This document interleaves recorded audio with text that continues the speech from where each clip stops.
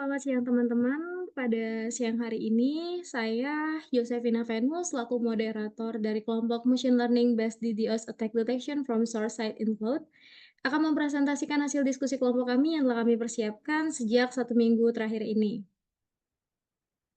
Namun sebelum kami memulai presentasi ini, ada baiknya saya memperkenalkan terlebih dahulu nama anggota dari kelompok saya. Yang pertama ada Suci Rizky Isdihar dengan NIM 80 2021 00006. Yang kedua ada Yosefina Venus 80 2021 00805. Yang ketiga ada Zaneta Nur Oktaviani dengan NIM 80 2021 00150.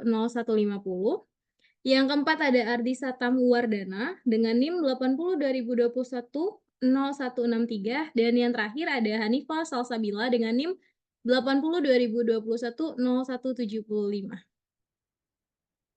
Pembahasan ini kami rangkum menjadi 7 poin. Yang pertama ada latar belakang, kedua permasalahan, ketiga jenis serangan, yang keempat metode, yang kelima perancangan, keenam tahapan penelitian, dan yang terakhir hasil dari penelitian ini. Baik, kita masuk ke latar belakang. Latar belakang ini akan dibawakan oleh saya. Jadi pada materi ini, pembahasan 1, saya sendiri yang membahas. Baik, deteksi serangan di DOS berbasis machine learning menjadi semakin penting mengingat meningkatnya serangan terhadap infrastruktur jaringan yang mencangkup serangan di DOS yang bertujuan mengganggu ketersediaan jaringan, host, dan layanan. Dalam upaya mengatasi tantangan ini, algoritma pembelajaran mesin digunakan untuk mendeteksi pola serangan di DOS dan meminimalkan dampaknya pada infrastruktur yang diserang. Namun, kompleksitas tambahan muncul karena penyerang dapat menyewa mesin virtual di cloud dengan kartu kredit palsu, menyulitkan pelacakan dan imitigasi serangan di DOS secara efektif. Oleh karena itu, pengembangan metode deteksi yang adaptif dan responsif menjadi kunci dalam melawan ancaman serangan di DOS yang terus berkembang. Permasalahan Masalahnya adalah salah satu tantangan utama dalam mendeteksi serangan di DOS adalah kompleksitas dan volume data yang harus dianalisis. Sementara itu, metode deteksi konvensional seringkali kurang efektif dalam menghadapi serangan yang terus berkembang dan seringkali menggunakan teknik yang melibatkan serangan dari sumber yang terdistribusi. Oleh karena itu, pengembangan pendekatan yang inovatif dan adaptif menjadi kunci dalam upaya memitigasi ancaman serangan di DOS di lingkungan cloud. Dalam konteks ini, penelitian yang kami bahas bertujuan untuk menghadirkan solusi yang lebih canggih dengan memanfaatkan kekuatan machine learning untuk mendeteksi serangan di DOS dari sisi sumber dalam lingkungan cloud. Dengan memahami karakteristik unik serangan di DOS dan dinamika lingkungan cloud, kami berharap untuk menghasilkan pendekatan yang lebih efektif dan responsif dalam mengatasi ancaman ini. Kita masuk ke dalam tujuan. Penelitian ini bertujuan untuk mengusulkan sebuah pendekatan berbasis machine learning untuk mendeteksi serangan DDoS dari sisi sumber dalam lingkungan cloud. Beberapa tujuan khusus dari penelitian ini meliputi 3 aspek. Yang pertama, mengidentifikasi pola dan ciri-ciri khas dari serangan DDoS yang muncul dari sumber dalam infrastruktur cloud. Yang kedua, mempelajari teknik ekstraksi fitur yang efektif dari data lalu lintas jaringan untuk mendukung proses deteksi serangan DDoS. Yang ketiga, menerapkan dan mengevaluasi model machine learning yang berbeda untuk mengklasifikasikan lalu lintas jaringan sebagai normal atau mencurigakan. Yang keempat, membandingkan kinerja model machine learning yang diusulkan dengan metode deteksi serangan di DOS tradisional untuk menunjukkan keunggulan dari pendekatan yang diusulkan. Pembelajaran untuk mendeteksi aktivitas mencurigakan. Jika aktivitas mencurigakan terdeteksi pada suatu virtual machine atau VM tersebut akan dihentikan. Namun, jika aktivitas mencurigakan terdeteksi pada beberapa VM, kemungkinan terjadi serangan DOS terdistribusi, sehingga koneksi jaringan server yang mencurigakan akan diputus. Mesin pembelajaran ini memiliki modul pralatih atau deteksi awal dan modul pembelajaran online yang terus diperbarui untuk meningkatkan akurasi deteksi. Tahapan ini memastikan respon cepat terhadap ancaman keamanan dan meningkatkan kemampuan deteksi dari waktu ke waktu. Baiklah, kita masuk ke jenis serangan pertama, yaitu jenis serangan brute force SSH. Brute force SSH mencoba menebak password pengguna yang sah untuk mengendalikan komputer korban dari jarak jauh. Pendekatan konvensional untuk mitigasi seperti memblokir pengguna atau memutus koneksi setelah 3 kali percobaan gagal memiliki kelemahan.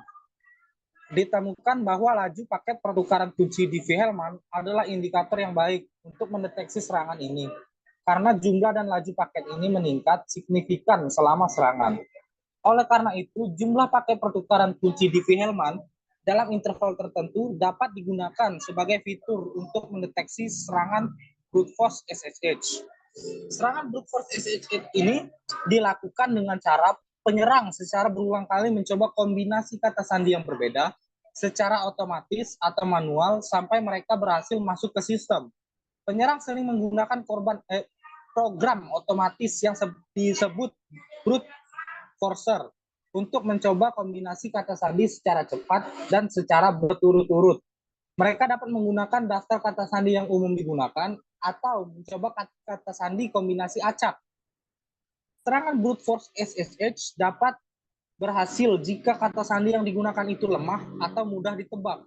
Saat serangan dilakukan, server akan menjadi lambat dan tidak responsif kepada pengguna yang sah karena sumber dayanya digunakan untuk menangani percobaan masuk yang berulang-ulang tadi. Selanjutnya kita masuk ke jenis serangan kedua, yaitu jenis serangan DNS atau Domain Name Server. DNS merupakan komponen penting dalam infrastruktur jaringan yang menerjemahkan nama domain menjadi alamat IP. Serangan DDoS DNS, khususnya serangan refleksi, merupakan ancaman serius bagi layanan dan keamanan jaringan. Dalam serangan refleksi DNS atau DNS Reflection Attack, penyerang mengirim permintaan DNS dalam jumlah besar ke server DNS dengan memasukkan alamat IP sumber sebagai alamat korban. Permintaan ini meminta respon berat yang membanjiri dan menghabiskan sumber daya korban. Jadi serangan DNS Reflection Attack ini dilakukan dengan cara penyerang memasukkan alamat IP sehingga terlihat seperti alamat IP korban.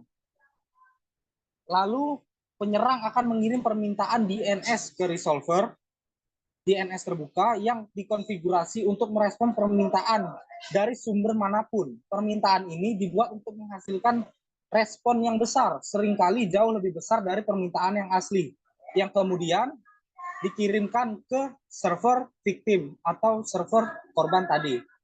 Server korban menjadi dibanjiri dengan respon yang tidak diminta oleh korban, yang menyebabkan flood traffic yang dapat menghabiskan sumber dayanya dan membantunya tidak dapat dijangkau oleh pengguna yang sah.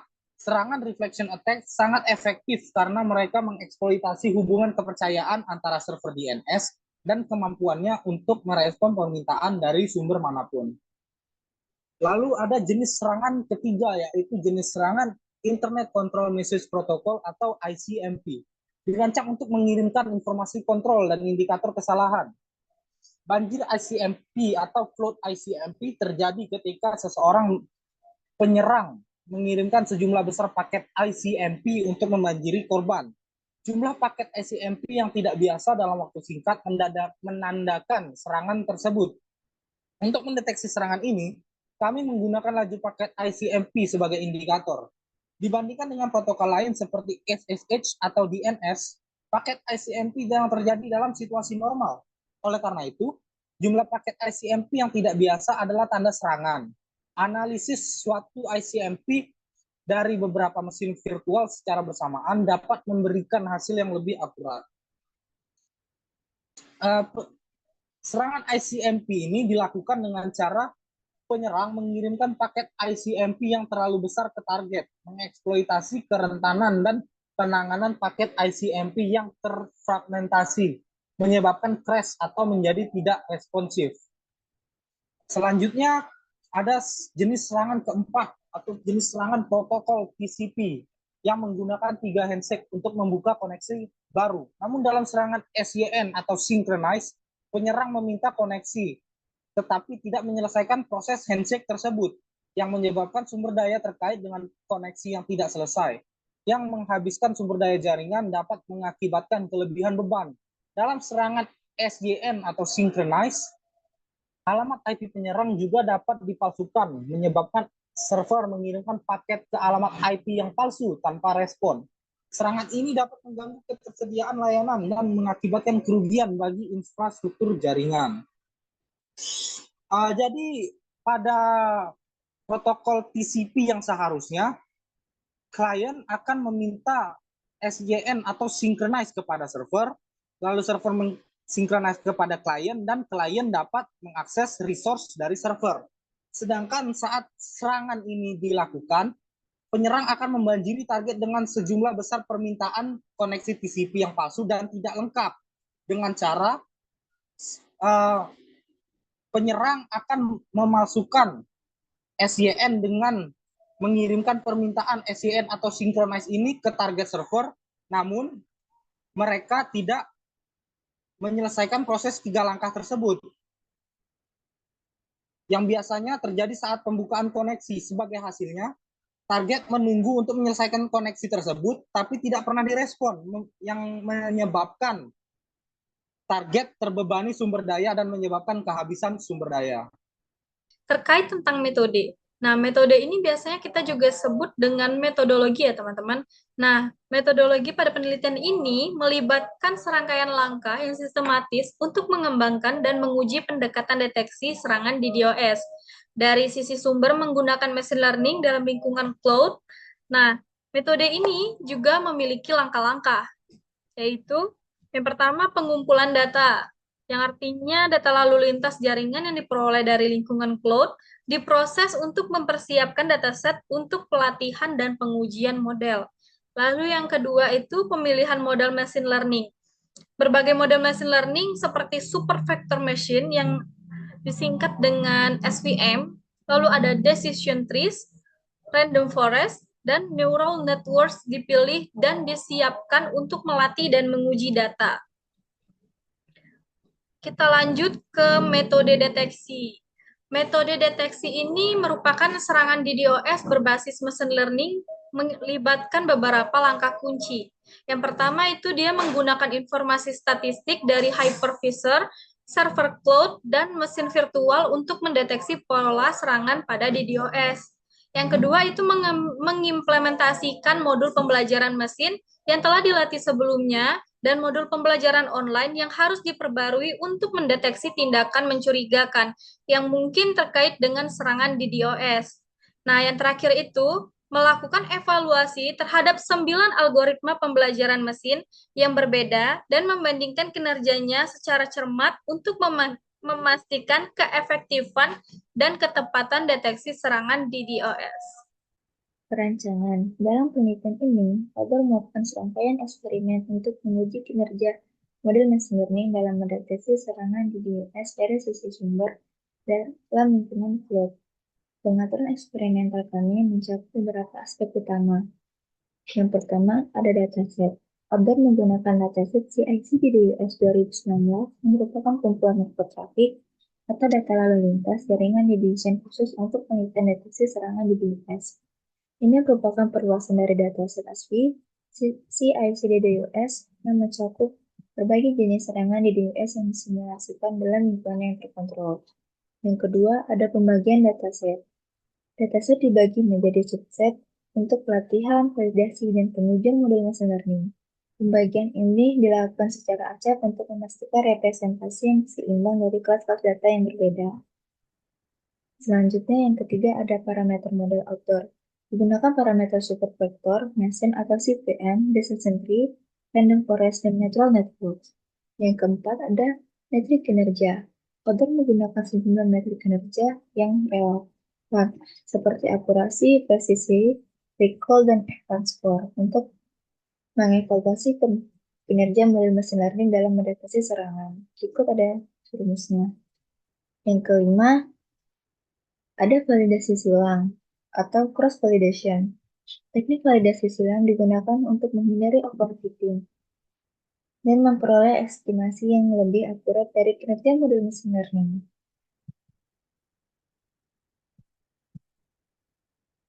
Rancangan eksperimen deteksi serangan DDoS berbasis machine learning mencakup beberapa hal. Yang pertama, data dibagi menjadi sampel pasien sebesar 80% dan sampel penguji sebesar 20%. Kedua, validasi silang digunakan untuk mengevaluasi kinerja algoritma pembelajaran mesin dengan memastikan generalisasi yang baik dari model yang dikembangkan. Terakhir, analisis multidimensi diterapkan pada hasil eksperimen untuk memahami secara lebih mendalam kinerja sistem deteksi dan mengidentifikasi area perbaikan yang mungkin diperlukan. Oke. Baik, selanjutnya kerangka penelitian deteksi serangan DDoS berbasis machine learning. Yang pertama, pendahuluan, serangan terhadap infrastruktur jaringan saat ini. Serangan DDoS menargetkan ketersediaan jaringan, host, dan layanan.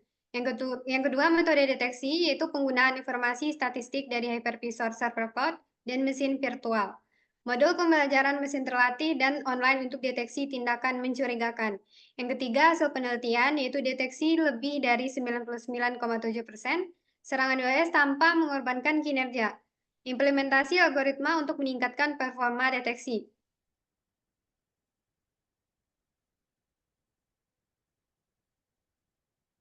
Kemudian hasil eksperimen autor menunjukkan kinerja model machine learning dalam mendeteksi serangan DDoS dari sisi sumber dalam lingkungan cloud. Beberapa hasil utama yang diperoleh seperti tabel berikut, yaitu tabel 1 dan tabel 2.